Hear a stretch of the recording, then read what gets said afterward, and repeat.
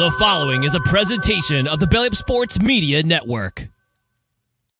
Here's what's cooking on today's Sports Stove podcast. We start our Major League Baseball preview with the NL and AL West divisions. We're talking NASCAR, recapping Atlanta, previewing Vegas, and getting your fantasy picks in as well. That and more, that's what's cooking on today's Sports Stove podcast.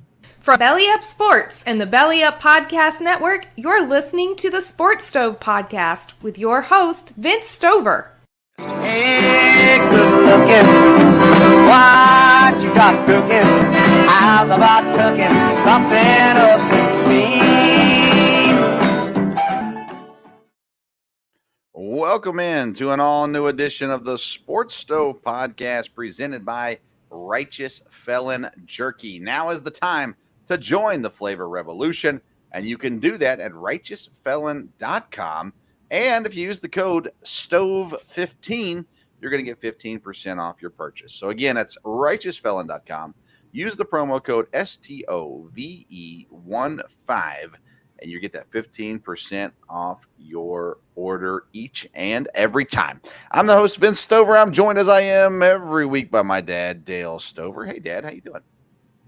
Good, doing good. Boy, I tell you, busy time in sports. Got sports going on everywhere. Football even kicked back up this week with the combine and people dropping people and deciding to keep people and all that. Well, we're going to have some trades here one of these days. So anyhow, of course, you know, college basketball right around the corner here with conference tournaments and just all kinds of sports going on. So plenty to keep up with and a lot of fantasy league stuff. Of course, we're getting ready for our baseball draft. Fantasy hockey, which I'm in this year for the first time, is just about winding down here. Just a couple more weeks left and things like that. So anyhow, a lot going on. Well, you talked about people being cut, or we'll use the word dropped, which is convenient for Marquez Valdez-Scantling, considering he's dropped so many passes in his career. The two-time Super Bowl champ is a free agent now because he gets cut by the Chiefs. Saw Bart Starr's wife passed away as well this week, so that's sad news in Packer world at the very least. But, yeah, I mean, March Madness is literally right around the corner. We've got this next week is we start some of the tournaments, some of the conference tournaments, and that leads us right in, of course, to March Madness. So things are getting there very quickly in college basketball. Of course, there was a big kerfluffle in college sports with the storming of the court and people getting hurt. And what should we do? Should we ban all fun? Maybe let's just not even sell tickets. Let's just tell all the fans to stay home. Don't get excited if your team wins. Or maybe we can just tell Duke players to keep their hands to themselves instead of trying to push and kick people, and then they wouldn't get hurt. I don't know. There's all kinds of different philosophies with this. Listen, storming the court, it is what it is. And can there be and should there be a safe way to get teams off the court? Yes, there should be. But I'm telling you, the last two instances that I've seen of court storming, and interfering with players, it's been on the players. They've been the ones initiating contact, and they're like, well, they were coming for me. No, the video shows you extended your arms, extended your legs, whatever it may be. And I just think it's a bunch of baloney that just they just need to chill out. They lost. They're not happy. You can understand that, but I mean, my goodness, just on to the next one. Maybe next time you win, you don't have to worry about them storming the court. So that's my philosophy on it. I don't know. You have any thoughts on court storming? No, like I said, I think I heard some things today on a radio show about it that made a lot of sense. That, have there really been that many incidents? Has there been people seriously, hurt from there? Again, it's something that I think people know is going to happen. It may have been that, security people or people at Wake Forest could have handled it differently. There was a guy today I heard on a radio show that had talked about when he was in college, had worked on staff at games, and when they knew the court was going to be stormed, it was just a matter of putting people in the right direction. He said, these people aren't trying to cause chaos. They're just trying to celebrate. And, to set up a rope and have someone there that says, go this way to get on the court. People did that and there was no problem with it.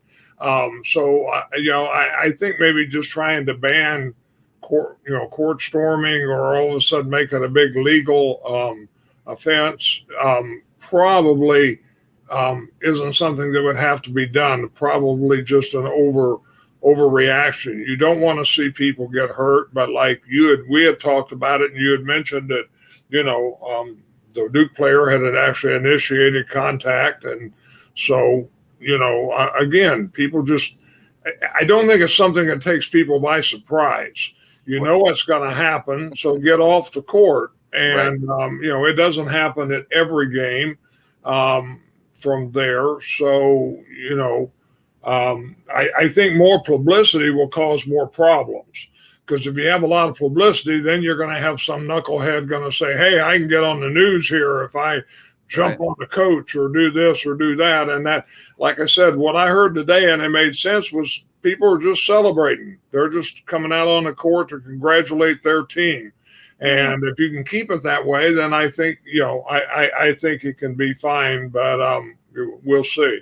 Yeah, I mean, we're not naive enough to think that they're not going to say something as they're running past somebody or, they want to get their 2 cents in as they're doing so. But at the end of the day, it really shouldn't be that big of a deal. And, move on to the next one, in my opinion.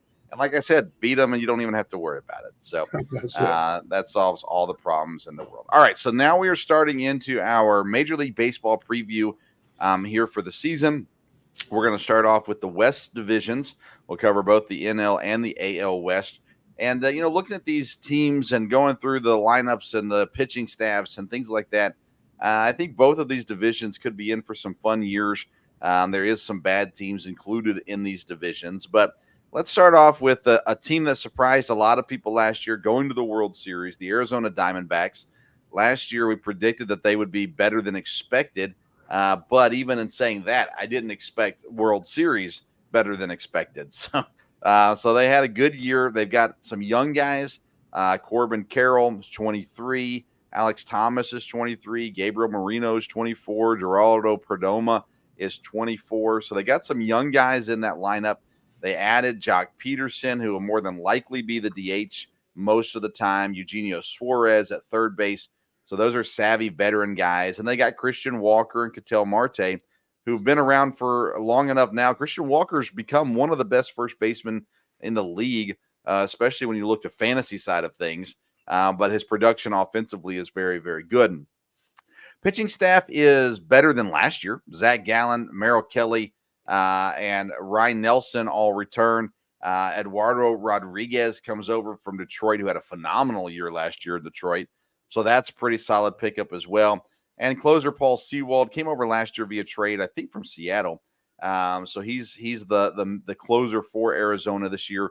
He's good. He's not the best closer in the league, but he should be good enough. And I think this Arizona team is going to be really good again this year. Now, they finished second last year in the division to the Dodgers, and they are predicted to finish second again this year to the Dodgers. Last year, they won 84-78, and Dad, I got their win total at 83.5, so a slight drop from last year. I don't think they drop. I think they go up. I think they're going to be closer to the high 80s, possibly even sniffing 90 wins this year. And this is a team that you and I have a little bit of tie to, not a lot. You're a Giants fan, but with having ties to Arizona from back in our camp days, there's always been a little bit of intrigue, I think, about the Diamondbacks.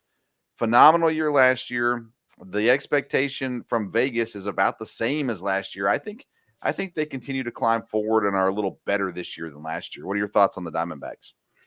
Yeah, I think they'll be improved a little bit. Like you said, 83.5. I think I would go over that also. I think they will improve. It looks like they have improved with some of the players that they have.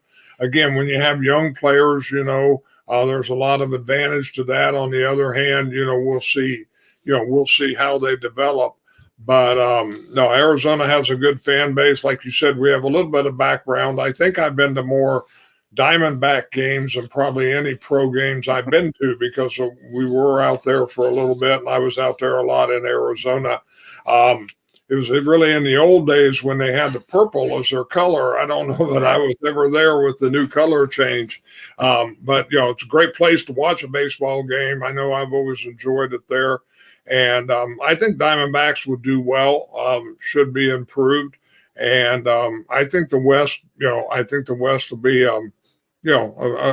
a fairly good division.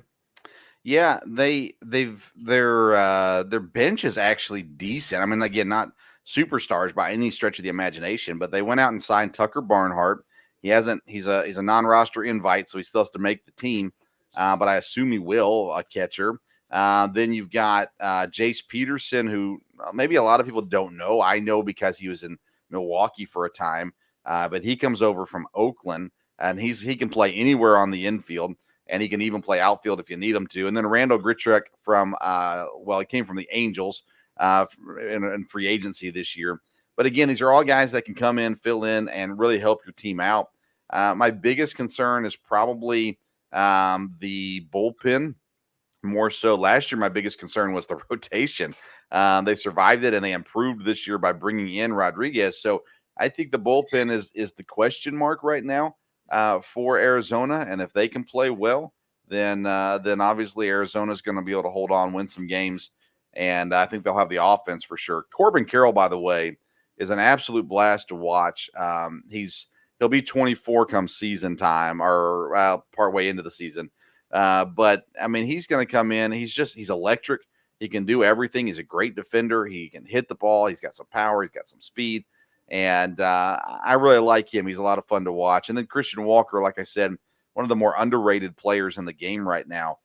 Really solid at first base. So if Jock Peterson and Eugenio Suarez can step in and play some decent baseball this year, I don't see why Arizona would not get better as well. So Arizona 83.5. We both go over there. We think they'll be a little better than that. Let's talk about maybe the worst team in the conference next, Dad, with Colorado. And I was looking at this team, and it's like I feel like these players have been around for a really long time, and that's a problem in baseball. Charlie Blackmon, DH. Chris Bryant, first base.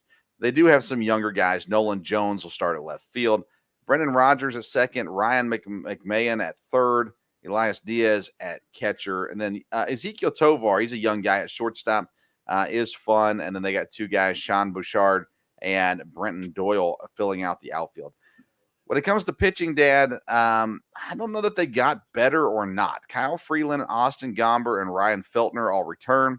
Cal Quantrill comes over from Cleveland, and Dakota Hudson comes over from St. Louis. I would like to think they're a little better than last year. I'm not sure. Their closer is Justin Lawrence. Never heard of her. Not sure how that will go. I'm not sure how many opportunities Justin Lawrence will have to close and save games this year. Last year, they were 59 and 103. The Vegas win total is 60.5. I mean, can they be worse than last year? Yeah. Are they going to be better than last year? Maybe. I don't really know. I mean, I think that, 58 to 62 is kind of what you're looking at for them win-wise coming into this year. But the Rockies have fallen off, Dad. What are your thoughts on them for this year? Yeah, they have fallen off, and they haven't been able to really correct the situation, and they're in a division, where they've got some other good teams, so that doesn't help them either. Like I said, we've been preparing for our fantasy drafts coming up, and they do have a couple good players on the team. It looks like people that people can be kind of high on there, and of course, Colorado, is a place. In fantasy, people love to play people when they're playing in Colorado. So flies well in Colorado. From there, no doubt about it. But I would say they'll be over. I don't think a whole lot, maybe 2 or 3 games more than last year. But hopefully they're putting it together a little bit and would be at least a little bit better. I want you to clarify something you said. You brought up fantasy and said a couple of guys that could be good. I don't see a couple of guys that are going to be good fantasy wise. So I'm curious, who are those couple of guys that you're seeing?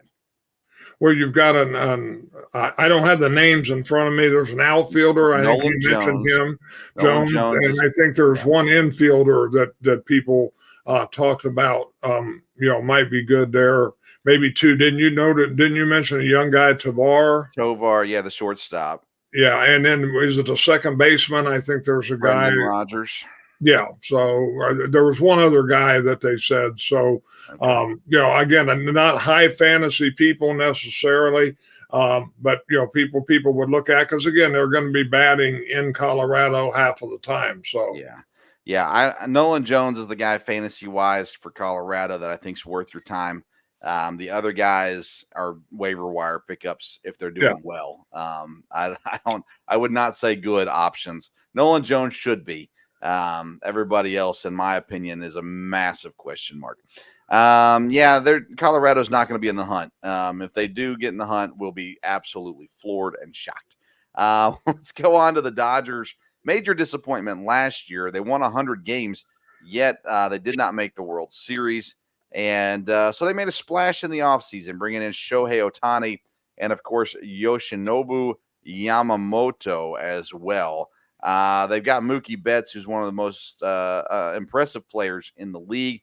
Freddie Freeman, Will Smith, Max Muncy, who got hurt but ends up is going to be fine. Travis Ootman, Teoscar Hernandez, Jason Hayward, who surprisingly is still in the league, and Gavin Lux returns from injury to cover shortstop for the Dodgers.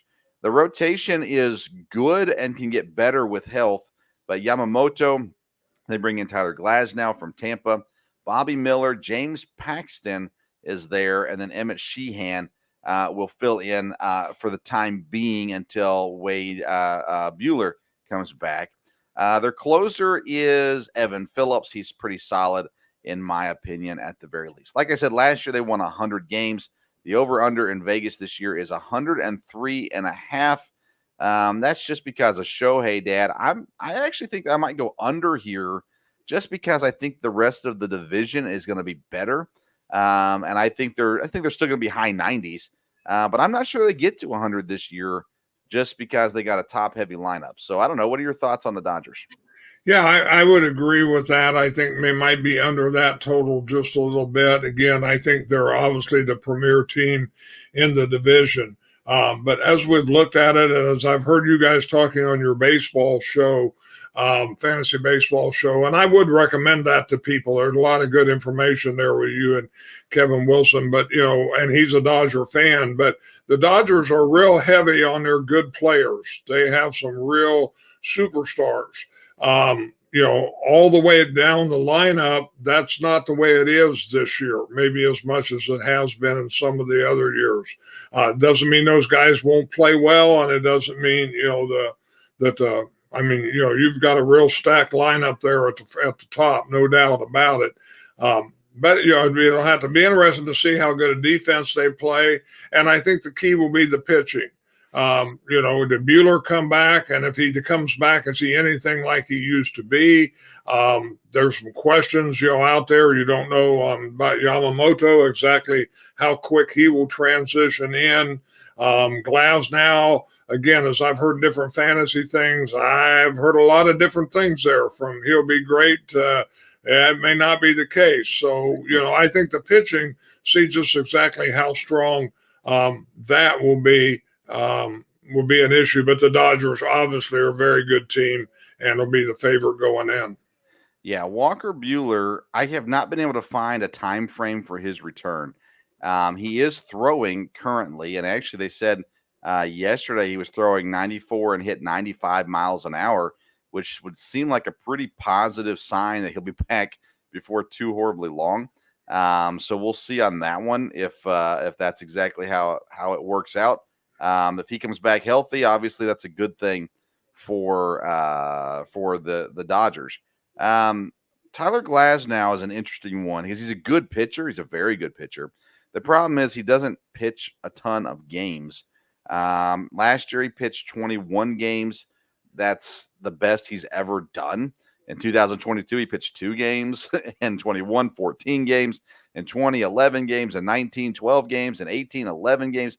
He's not gotten over 14 except for one time in his career, and that was last year. So how many games does he give you? Can he stay healthy at all? That's the question mark.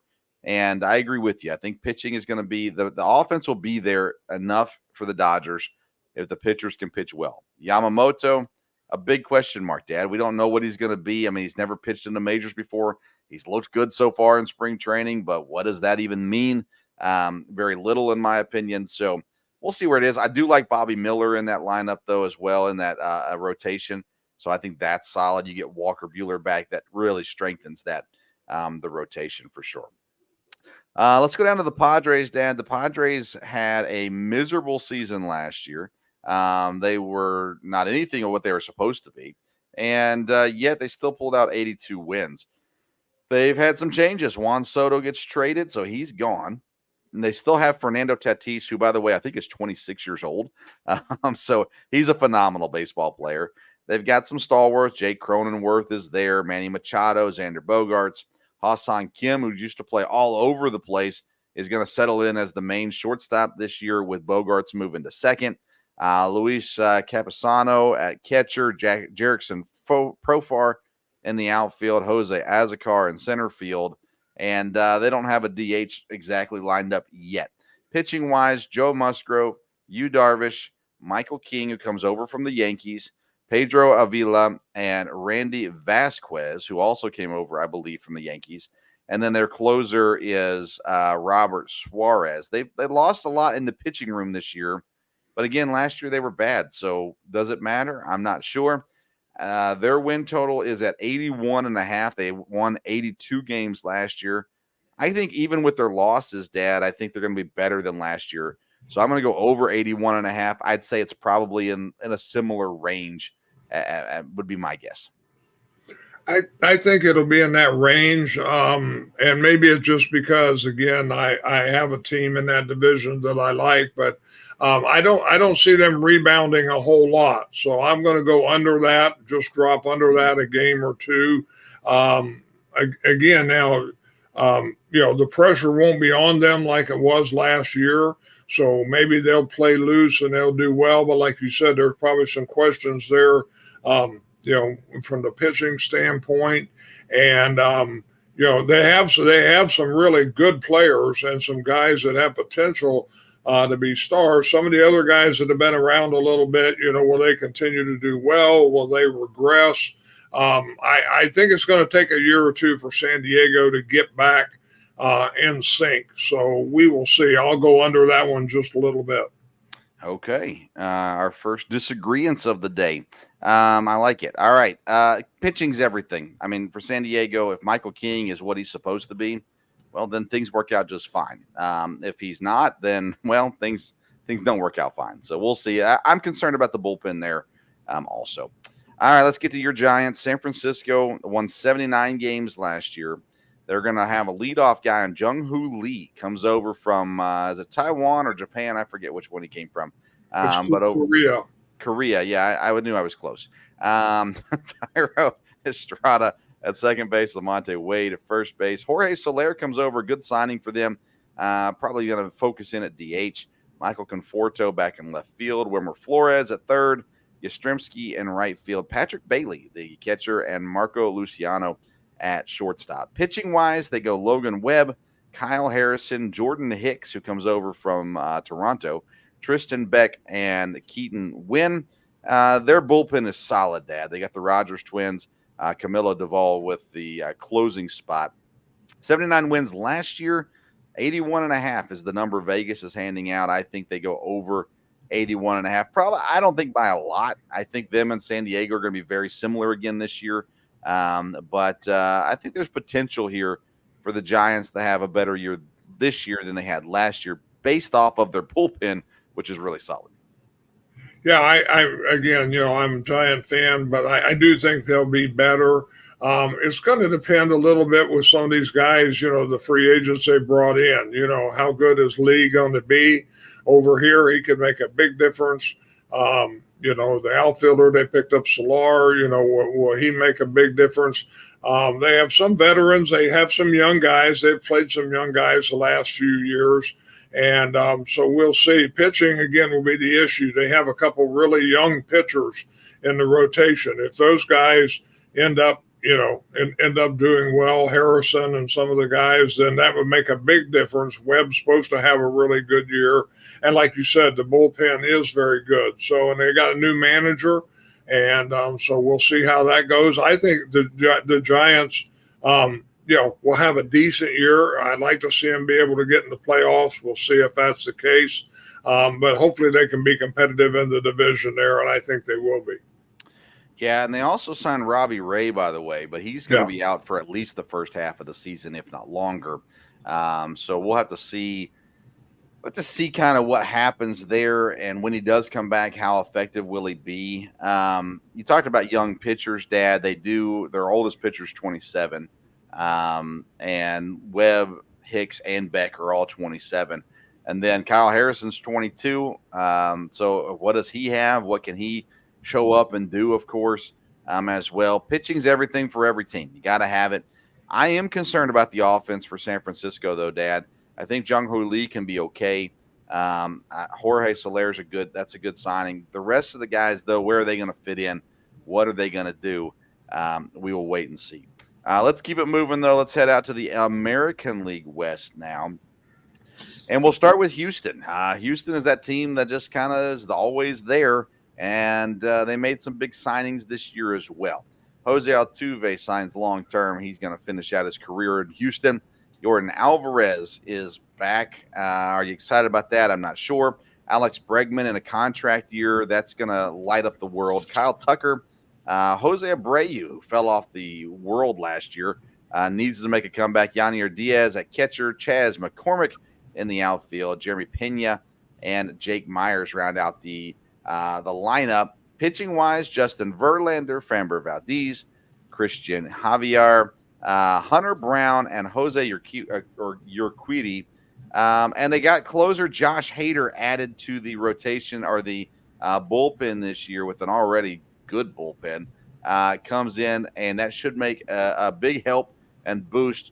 It really is. Can the guys just play up to their potential ultimately? And if they can, there's no reason why they can't be back in the World Series again. Really, outside of Abreu, Dad, I think it's a good team. I'm just not sure Abreu is the guy that can get you into the next, into the next season. But I like the pitching staff, even though they have some age. And like I said, the bullpen with Ryan Presley and Josh Hader at the back end of it is really, really solid. So what are your thoughts on these pitchers? Again, I think Houston will have a good team, no doubt about it. In the past couple of years, they've been the team that was definitely, the favorite there in the West. I think the way things ended up last year and looking at the other teams, and of course, we're going to talk about them in a minute, I think the top three teams, it'll be a little closer. And again, I think Houston would be the favorite to win. But I don't know for sure about that, and it'll be close. So they do have some good players, like you said. There's probably a little bit of age coming in here and there, and again, the pitching staff could be phenomenal. We'll just have to see. I think definitely adding Hader as a closer, that has to be a very positive thing from there. So we'll see. They have some good players, and if those guys, Tucker, some of them have breakout years, that would make a big difference. So I think Houston, again, we have it 93.5. Is that what the win total was? 92.5. 92.5. I'll go under that just a hair. I would pick them to win the division, but again, I think it's going to be a close race. Yeah. Them and Texas will be battling out again. They had such a slow start that I can't imagine they'll start slow again. So I'm going to go over 92.5. I did fail to mention JP France, by the way, also starting pitcher. Came in last year as a rookie and played some decent baseball as well. They're strong. They got a lot of strength to them this year. Like I said, Abreu, whether he's done or not's a question. But if he finds his rhythm again, then good for him. But they might need to find a replacement there for him. Outside of that, I like Houston. I think they're good, and I think that they have the potential to win the division. Like I said, it'll be a close race with Texas. Let's go to the Angels, though, next. There's a lot of guys that a lot of people haven't heard of playing for the Angels this year. Mickey Moniak was probably lead off this year. He's a center fielder. Nolan Schanuel at first base. Mike Trout, of course, you've heard of him. Anthony Rendon, of course, you've heard of him. Taylor Ward, who, man, talk about a guy who looked like he was going to be promising and has not really met back up to that potential. Brandon Drury, still around. He's Mr. Consistent.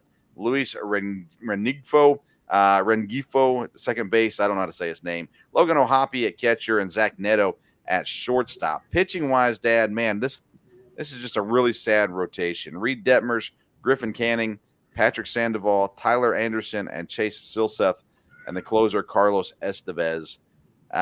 They won 73 games last year. They're at 71.5 this year. I got to think they're going under 71.5. Yeah, I would think they would too. I just don't see any juice in the Angels. I think, again, with Shohei leaving, they didn't make any big moves, or, there's not a big influx there. I'm not real familiar with their minor league system, but, I haven't heard about a lot, coming up there. So, I think it'll be a tough year for the Angels, and I'd go under. Yeah, I mean, even the guys that are kind of like their bench guys, not a whole lot there. Not a whole lot to be excited about if you're an Angels fan coming into this year. Oakland, speaking of not a whole lot to be excited about, at the Oakland A's, Ryan Noda at first, Zach Geloff at second, who I think is going to have a good year. Brett Rooker is back at DH, Seth Brown in the outfield, Shea Langelier and as catcher, J.J. Bleday, and Esteury Ruiz, who I like in the outfield. Abraham Toro at third and Nick Allen at short. Dad, their pitchers again. I mean, good luck. J.P. Sears, Paul Blackburn, Alex Wood, Ross Stripling. Those two guys both came from San Francisco. Luis Medina and the closer, Mason Miller. They won 50 last year. The projection's 56.5. I think that maybe they can win 56 games, but I'm going to go under 56.5. I'm not sure why, but I'll go over that just a little bit. Again, they've got a lot of the same lineup, younger guys. Maybe some of these guys will play a little bit better. We'll see how the season goes. I guess it's still up in the air whether they're moving or not. I saw something about the guy in Vegas said they ought to just stay in Oakland. And so, I mean, that's all kind of confusing. So I'll go over, but again, I don't think they'll be challenging the guys at the top. Yeah, hard-hitting commentary there. I don't know why, but I'll go over. Yeah, that's it's a sad life to go over for the A's, I think. Seattle, Dad, this should be a good team. They won 88 games last year. They got J.P. Crawford, Julio Rodriguez. They brought in Jorge Polanco from Minnesota, Mitch Garver from Texas. They got Cal Raleigh, Ty France, Luke Raley, Mitch Haniger, yikes, and Josh Rojas rounding out their batting. Luis Castillo, Logan Gilbert, George Kirby, Bryce Miller, and Brian Wu, the starting pitchers. Andres Munoz, the closer. I really like this rotation for Seattle, and I don't mind their offense here either. The projection from Vegas is 86.5. They won 88 last year. Are they going to get back there? I don't know. I'm going to say over 86.5, Dad, because I really do like their pitching. Yeah, I'm going to go over that too. I kind of like Seattle, and I think they're the team that can definitely challenge Houston here and Texas. And they definitely made some moves and tried to improve themselves, and it does look like they have a very good pitching rotation, like you said. So I would think yes, over. Yeah, man, they're the kind of team that I feel like you kind of got to cheer for. They kind of disappoint year after year after year. So they did make the playoffs, and congrats to them. Texas, Dad, this team obviously is good. I think they overachieved last year because I thought their pitching staff was not very good. Offensively, they got Marcus Semien, Corey Seager, Adolis Garcia, Evan Carter, Josh Young, Nathaniel Lau, Jonah Heim, and Leody Taveras. They're still trying to figure out who their DH is going to be this year. Pitching wise, they'll start the year with Nathan Eovaldi, John Gray, who I absolutely despise, Andrew Haney, Dane Dunning, and Cody Bradford. Jose Leclerc, the closer, If they get some guys healthy, they got some other pitchers that can help them out, but health is definitely an issue, and age is an issue. Jacob deGrom, Tyler Mahle, and Max Scherzer are all sitting there injured at the moment, 2 Tommy John surgeries and 1 back surgery. So we'll figure out when they come back. But as they sit, Dad, 90 wins is what they got last year. 89.5 is the win total. I'm going to go under. I still think they're in the mid 80s, but I just don't think they're going to have as good a year as they had last year. Yeah, I would agree. I think they overachieved, and that was my thinking too. They'll go under that. I think it will be, I think it could very well be a 3-team race again there, but I think the other 2 teams are a little bit better. So we'll just see how if Texas, again, it seemed to me like they overachieved a little bit, and so we'll see how it goes this year. Yeah, I think Houston runs away with this division, Dad. Honestly, I think the Dodgers probably should win the NL, although Arizona obviously could challenge them. It'll be interesting to see how the season goes. We're getting there. We're getting closer for sure, and excited about what's ahead for Major League Baseball. Next week, we'll continue our Major League Baseball preview, talking through these divisions and getting you ready for that. Dad, anything else before we send you off for the night?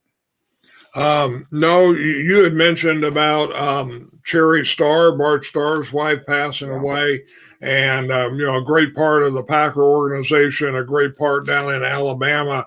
There, everybody just has great things to say about her.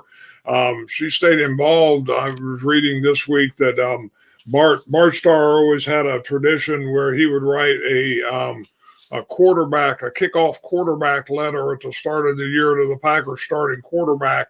And after he passed away, she continued that as far as writing Aaron Rodgers and Jordan Love, and just stayed very involved charitably, both in Wisconsin and Alabama.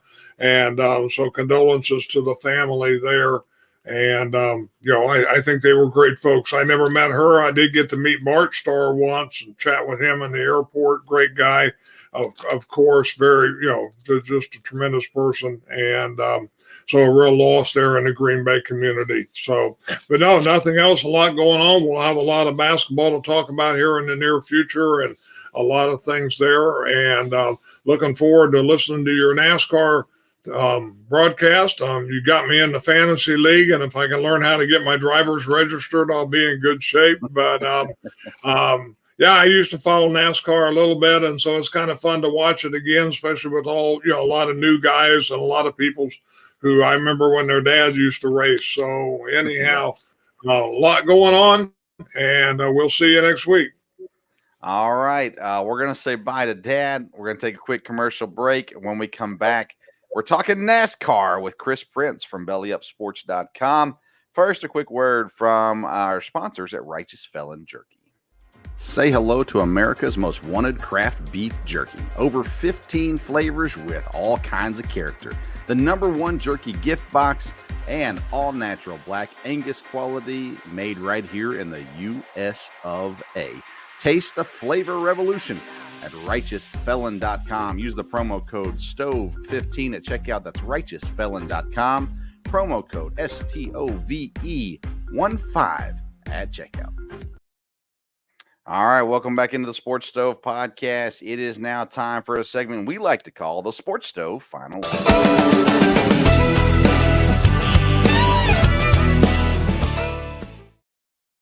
Joining me this week to talk all things NASCAR, he's the head of the Belly Up Racing Department. He's the one and only Chris Prince. Hey, Chris, man, how you doing? I'm good, Vince. How are you doing, buddy?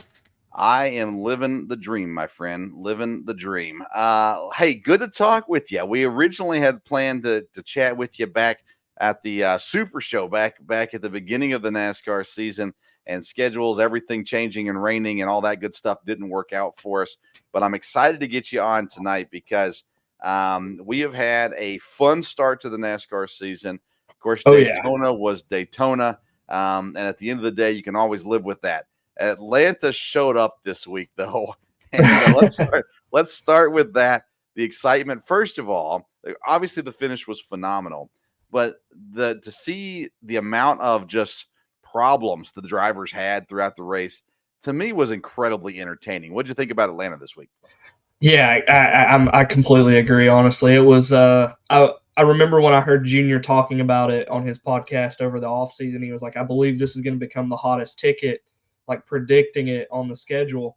And I think he's going to be right. I think it's going to become a high price ticket now after that race. It was awesome to watch, kind of like a Daytona on steroids, more or less. The runs were a lot faster, and then the tracks just worn out a little more quicker than I think they even realized. Yeah, it's kind of crazy to think that Junior might know what he's talking about uh, every now and then. But no, it is fun. And, it's funny. I was watching the race, and my eyes kept going to Michael McDowell, and I thought this guy is running really good so far this year. His finishes haven't been there all the time, but it just seems like when you're watching the race, there he is running pretty decent he's been on the front row for the first two races. Yeah, actually, yeah. I mean, it's really funny. I've watched Michael race for a while now because I've been consistent with the sport, and it's really cool to see him finally getting those finishes and that running, up there. Like he won at a road course last year, and they I think announced that their team got Tier 1 sponsorship from Ford, Yeah. so they're receiving all the good stuff now. It seems like. And it's showing, right? I mean, it's showing Yeah. that's what's going on right now, for sure. And it's fun to see it, I think, that way too. And his teammate, Todd oh, Gilliland. yeah, Gilliland, he Yeah. ran phenomenal most of Sunday's race at the very least as well. Yeah, he was all over. I take my notes for my power rankings, which I'm gonna have put up tomorrow. I wanted to wait till after Atlanta, so I had at least 2 races to sample from, and my notes were just Todd Gilliland leading again. I'm like, wow, it's really funny going through and seeing that because you don't see it with front row. You're not used to seeing it anyway. Right. Now let's talk about the finish. It was a photo finish, literally. And it's funny. I was with the broadcaster where at first look, I thought Blaney had it. And then when they showed the different angle in the picture, it goes, well, actually, no, I don't think he did. Daniel Suarez gets the win. Let's talk about first, Joe, just the finish, the excitement of it, 3 wide coming down to it. Busch right there as well, of course.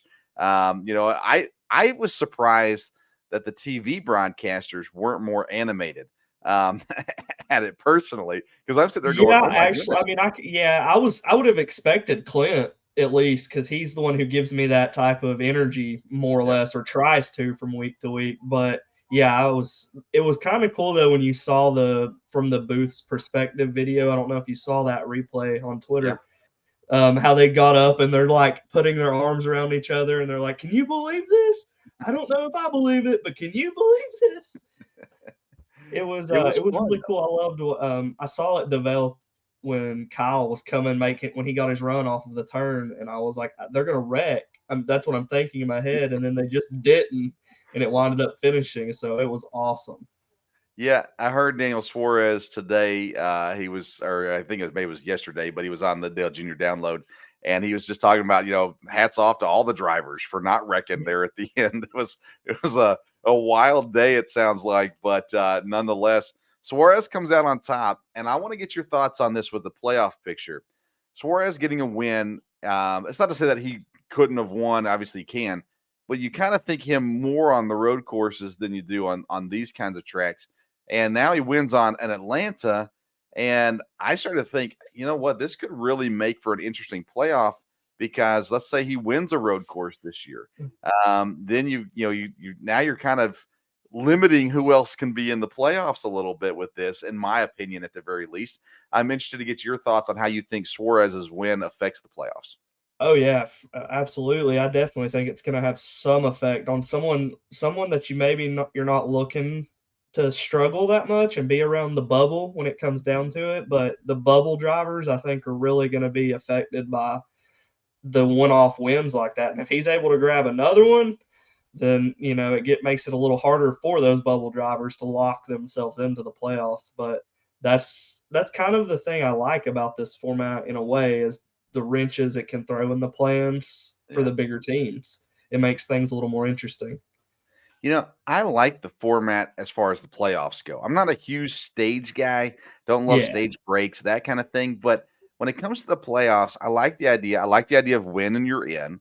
I think that Right. makes sense. And then I like having a couple races, 3 races, to kind of weed it out a little bit more and letting the guys with higher points have an advantage. I think all that's good.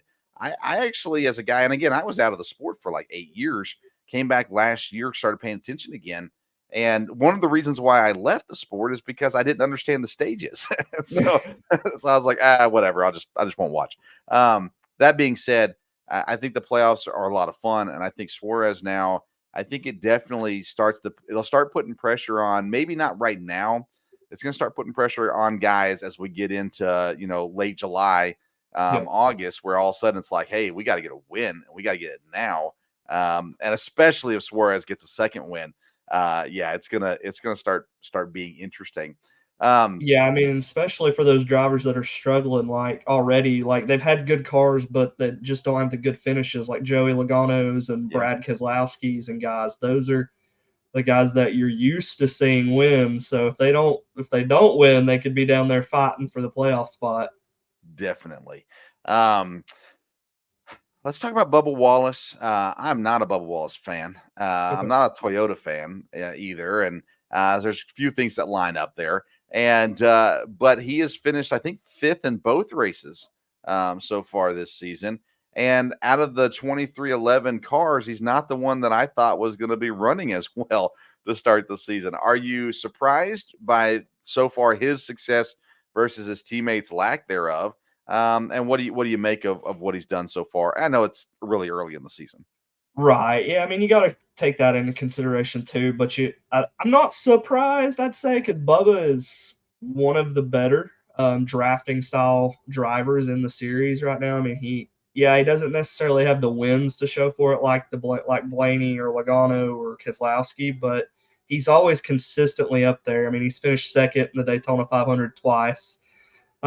He's pretty good at those type of tracks, but definitely surprised to not see Tyler Reddick performing as well too. I mean, he's not known for the super speedway drafting style racetracks, but still, those, when you think of 2311, you think those cars are going to perform regardless.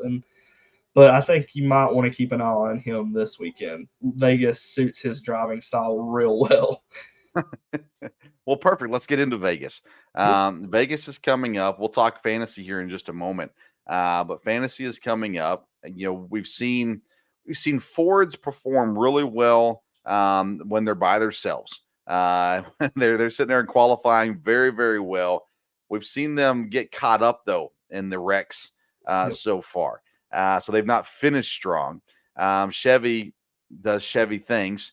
Toyota has the sprinkle in effect a little bit as well. They're going on. So what do you expect to see at Vegas? Again, Suarez said it this week on the interview with Junior. It was so fun this week that no matter what we put on the track coming up in Vegas, it's not going to look near as exciting. Yeah, I can agree with that to an extent, but I think it's going to be a decent race. At least the 1.5 mile races have stepped up a little bit with the next gen car, so I don't think they're going to put on a horrible show, so to say. But I think you're going to see more of those players sticking around this go round. Maybe the Fords even that were involved in some of those bigger wrecks, like Logano.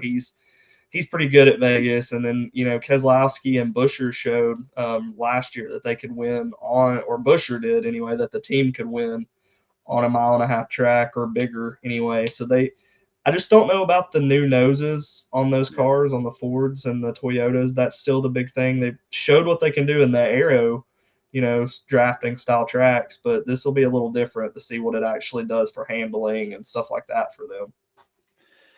Let's talk fantasy-wise. So I'm looking into Vegas, and I go, okay, well, Hendrick has won 3 of the last 4, and I think 4 of the last 6, if I remember correct. I could be wrong on that. Hamlin and Logano have won relatively recently also. So when I'm looking at my fantasy lineup, I'm going, I got to have at least 2 Hendrick drivers in there, and I'm probably going to put a third in my garage this week is what I'm thinking. So I'm with you too. I've got at least 2 Hendrick drivers. I like, obviously, I don't think you can go wrong with Larson. He's won out of the last 6 races, led over 400 laps, I believe, 440, so almost 450, and then he's got 2 of those wins. Yeah. So I think Larson will be good, and he wasn't necessarily bad at the first 2 races of the season in Daytona and Atlanta. It's just he got caught up in some of the wrecks and it hurt his finish. Yeah. So I definitely think they're still going to have some speed. And then, but yeah, I can agree with that. I think I could go with a Logano even, or a Hamlin in my garage. Yeah. But I could see doing a third Hendrick driver very easily, because I do think that Chase is even going to have a bounce back, and even Bowman. Yeah. I think he's pretty good at Vegas, so I don't think you can count anybody in that stable out. And then don't you have to put Kyle Busch in right now? I mean, it's his home track, so to say, and he's looked really solid these first 2 weeks. Yeah. I'm real. Well, it goes again on your strategy, because with the NASCAR fantasy, you only get the 10 uses in the regular season. So if you're wanting to build up that early, that points lead, yeah, I'm definitely going to stack it with Kyle and at least 2 or 3 Hendrick drivers for sure. Because he's all right. So he knows Vegas. Yes, he does. Yes, he does. So if we're gonna try to find a way to mix in some guys that aren't our normal top tier guys, who are we looking at to help our fantasy teams out this week? That maybe are not the top names. Obviously, they're not gonna be the bottom names either. But who we throwing in there? You touched on him a little bit earlier, your winner of that close finish. I think Daniel Suarez, he could be someone. I know he's from a top team, but he didn't really have the performances last year, so I think he's on the up climb. It could be something again where he comes out of the top, see him in the top 10, top 5 competing if the speed's there. But I really like the 2 rookies in Carson Hocevar and Zane Smith. Okay. Hocevar has been caught up in some bad wrecks, but he was quiet at Atlanta until the end. And then Zane Smith kind of was too. I think those are 2 names you should watch if you're looking for kind of out of the blue type of guys to compete. And then Michael McDowell. He's another man. It's really tough with them because you expect them to be good in a sense, because Michael's good at the drafting races, but they're showing speed consistently now this season. That's not something that's really, been up to expectations for me. So I could see Todd Gilliland even again up front leading like he was this weekend. Yeah. Yeah. It's one of those things where I sit there and I go, okay, I know it's 2 races. I know they ran well in 2 races, but is he going to maintain? Is he going to keep up? Is something going to get figured out? My thought really goes towards the other Fords, where I go, okay, if they're figuring it out, surely, someone else is going to figure it out too. I mean, Chase, you look at him, or Chase Briscoe. You look at him and you go, last year he was decent. Like where's he at right now? And Logano, granted, he's gotten wrecked out a couple times. Keselowski, to me, Keselowski's the Ford for Vegas, where I just feel like if he's gonna pull one off, this seems to be the kind of one that Keselowski would have to.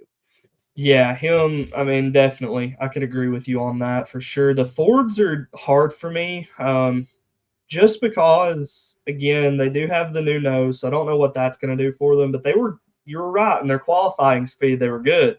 They're fast. They're showing that they're fast this year. It's just this is going to be a little bit different style of race than what we've saw, so it's going to be different to see. But I liked what I saw so far of Josh Berry.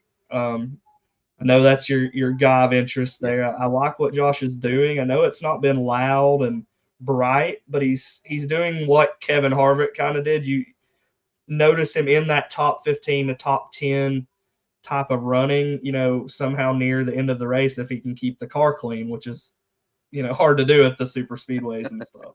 And then but Chase Briscoe is another good one for sure that you could look at and see how he does with qualifying and stuff, because he's got the talent. It's just, will the car be there for him to drive it, I think. Yeah. And you brought up these rookies as well. I've been impressed with all the rookies, generally speaking. I think Nemechek, again, got wrecked, but they just seem like they run really well there for a while, and if they can stay out of trouble, it sure help them out a lot. They don't seem to be the ones causing the trouble very often, Right. which is nice because you kind of expect the young or the up and comers to make some mistakes, and it doesn't seem like they're doing too much of that. Yeah, no, they're very quiet. Like you said, it's not them that's initiating the wrecks that they're in. They're just the poor, collective souls that get wrapped up in the action. They're there, wrong time, wrong place. Pretty much, it's been crazy in a sense because you're right. You can look at a rookie in any other sport, even, Yeah. and you're like, oh, a rookie, they're going to make some sort of mistake. But these rookies have been relatively quiet so far, 2 weeks in. Yeah. It seems like if Keselowski could stop wrecking people, that'd be nice. You got to watch out. It's like on one of the podcasts, I think it might have been Door Bumper Clear, they were talking about there's two things you can count on in Daytona, and it's Brad Keselowski wrecking someone or someone throwing a bad block. Normally those two go hand in hand. Yeah. Oh, man. Who's been the biggest surprise so far in the season for you? Oh man, that's tough. I will say this. This next gen car has been something that since it's came in, it's made the field a lot more even in my opinion. Yes, you still have the Larsons and the Byrons and those guys who dominate, but I think that shows more of the driver than maybe the car sometimes. But I'm gonna have to go with like Michael McDowell, but the Todd Gilliland, that one, the way he maneuvered his car around the front of the pack last week and he went for it. He didn't even care. He was just like, no, I feel like I've got the car and we're going to go up here and either wreck or win it all. So I really like Todd. He's kind of surprised me. And then he was decent at Daytona too. So, I mean, it's one of those things where Todd is a really quiet guy, but it seems like those cars and that team have got something figured out. That's the perfect way to put it. We've talked about our fantasy already, but dark horse winner for this week in Vegas, a guy that maybe sneaks through and survives it over everybody else. Sneaks through. That could go a little different way. I'm going to throw, which Caleb will like this one, Alex Bowman. Okay. I know he's an HMS driver, but he's not that Chase Elliott or Kyle Larson type of driver. And that's not a bad thing, but that's something where I think he knows how to win here, but he also knows how to win when you least expect it. And I think that could be his best attribute as a driver. He could come in here and shock some people with this win. I'm going to throw out Seabell. He's not had a great start to the year this year. To me, he was a guy that I said back on the Super Show, see him in the playoffs. He's been there at the end the last couple of years. And at some point, I feel like they've got to figure it out this year too. And I think he's due for a good race. So I'll throw him out there as an option for this week as well. Dark horse winner, not necessarily going to put him on my fantasy team, but I'm willing to say dark horse winner this week. That's a good one. Another one you could throw out there would be a Tyler Reddick. I think we touched on him earlier. I think Tyler, easily this track is going to suit his driving style a lot better.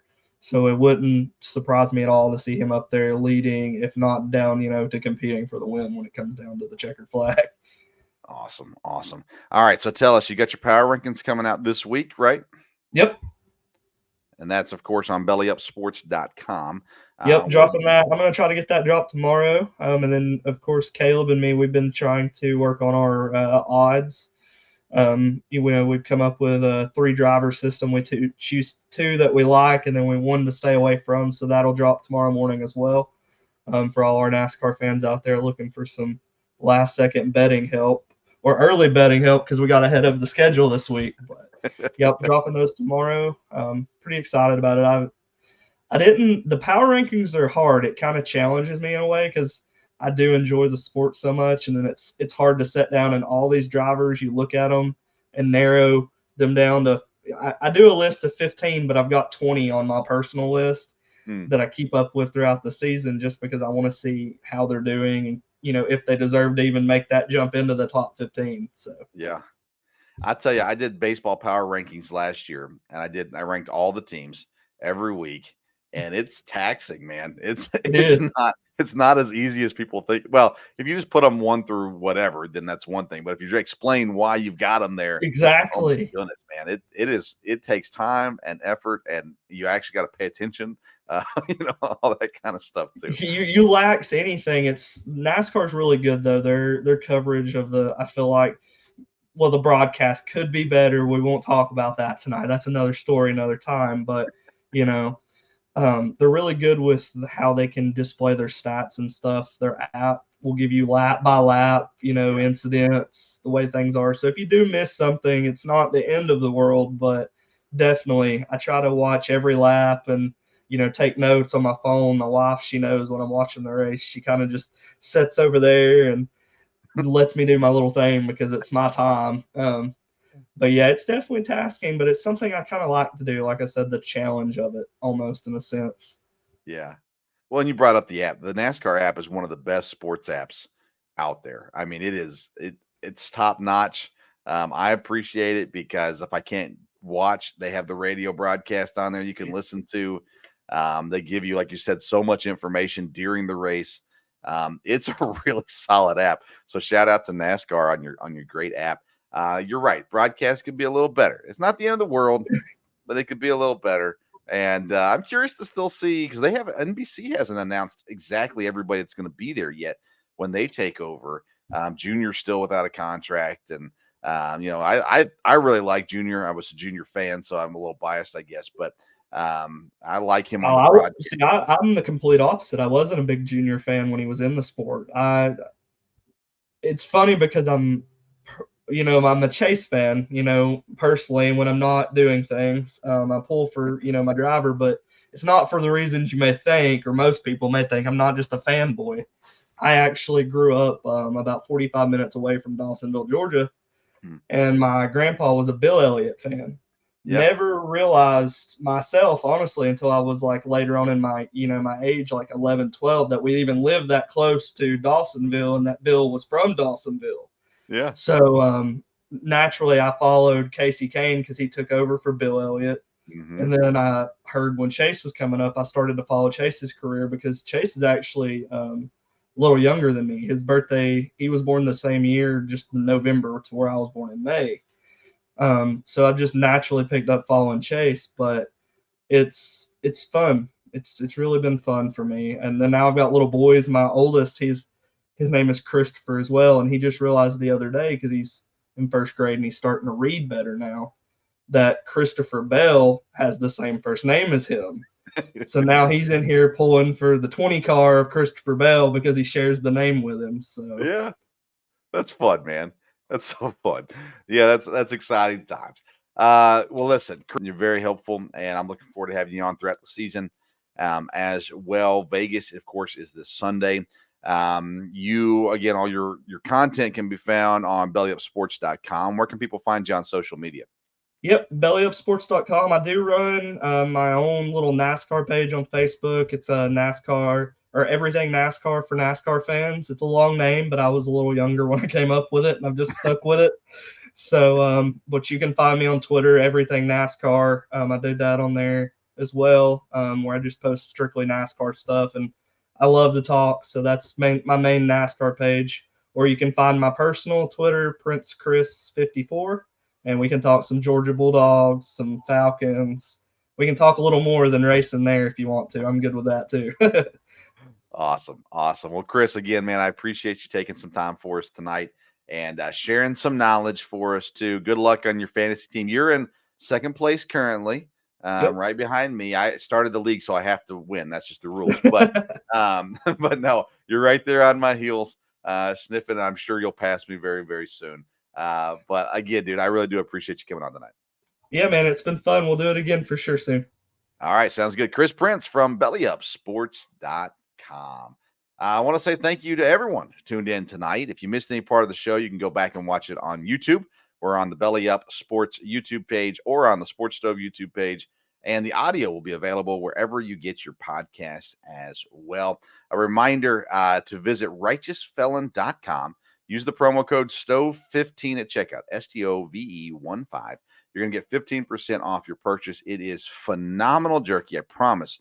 You will not regret trying Righteous Felon Jerky. I love the bootleg and barbecue, so that's where I always go to first. But Soul Survivor and the Teriyaki Balboa, really good flavors. The Bourbon Franklin and the Foul Capone, really solid flavors. They got a bunch of good stuff. So check them out, righteousfelon.com. Use the code STOVE15 at checkout. Thanks to Dad joining me earlier in the show. Thanks to Chris jumping on and talking NASCAR. Follow us on social media at Sports Stove on Twitter and Instagram. We'll be back Sunday night live to talk fantasy baseball, 8 p.m. on Sunday. Monday night at 8 p.m. to talk EKU sports. We're heading into the ASUN basketball tournament, and the baseball season is underway as well. So we'll be talking those things. And then Wednesday night, right back here, me and Dad will talk Major League Baseball, and we'll have a guest on to talk NASCAR again also. Thanks for tuning in. Until next time, we'll see you around the sports